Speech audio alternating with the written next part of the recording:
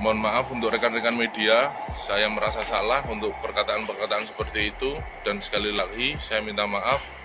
Nasib bodyguard Atta Halilintar yang ancam culik wartawan, kini minta maaf dan sudah dirumahkan. Terungkap nasib dan tampang bodyguard YouTuber Atta Halilintar yang viral usai mengancam bakal menculik wartawan. Ancaman itu dilayangkan pria bertubuh besar tersebut di Polres Metro Jakarta Selatan saat mengawal Atta Halilintar. Berdasarkan pantauan, terlihat barisan awak media tengah menunggu kedatangan Atta Halilintar. Pria tersebut langsung berjalan ke arah wartawan.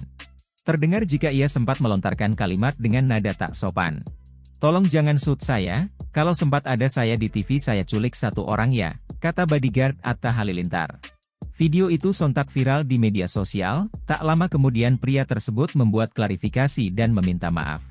Ia mengaku salah dan refleks ketika berbicara seperti itu di depan sejumlah awal media. "Mohon maaf untuk rekan-rekan media, saya merasa salah untuk perkataan-perkataan seperti itu dan sekali lagi saya minta maaf, mungkin saya refleks dan saya mengaku salah dan saya meminta maaf yang sebesar-besarnya," tutur bodyguard Atta Halilintar di Instagram Sunan Kalijaga. Viralnya sang bodyguard ternyata sudah sampai ke telinga Atta Halilintar.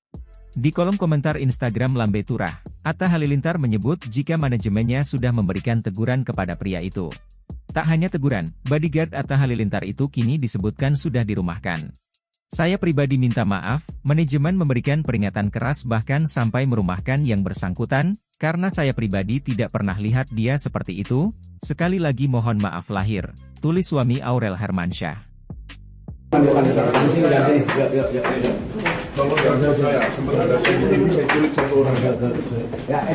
Mohon maaf untuk rekan-rekan media, saya merasa salah untuk perkataan-perkataan seperti itu, dan sekali lagi saya minta maaf.